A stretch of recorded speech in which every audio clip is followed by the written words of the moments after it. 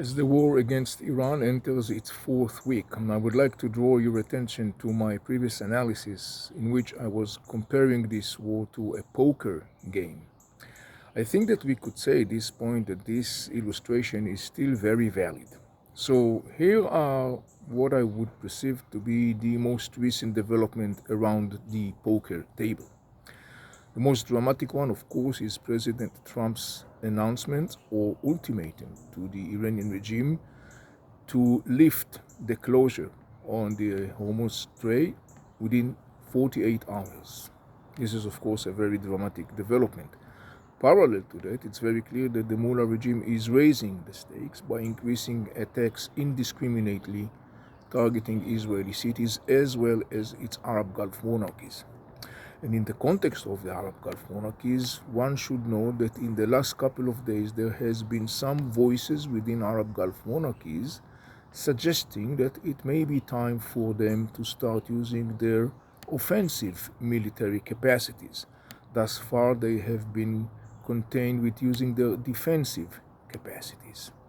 And in the context of the Arab Gulf monarchies and Iran, I would like to draw your attention to another arena that has been so far left out.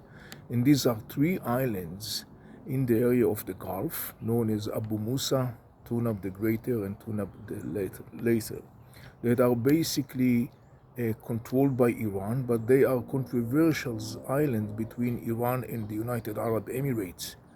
Just recently, the Iranian military spokesperson threatened the United Arab Emirates not to do any move in the context of those controversial islands.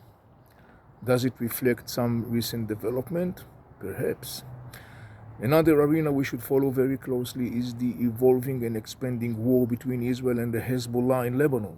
Israel reportedly is planning to expand its ground operation in south part of Lebanon, and there are even reports suggesting that maybe Israel will expand that operation to the eastern part of Lebanon. And finally, another significant player that thus far is off the table, these are Houthis in Yemen, that as of now remain still outside of the picture.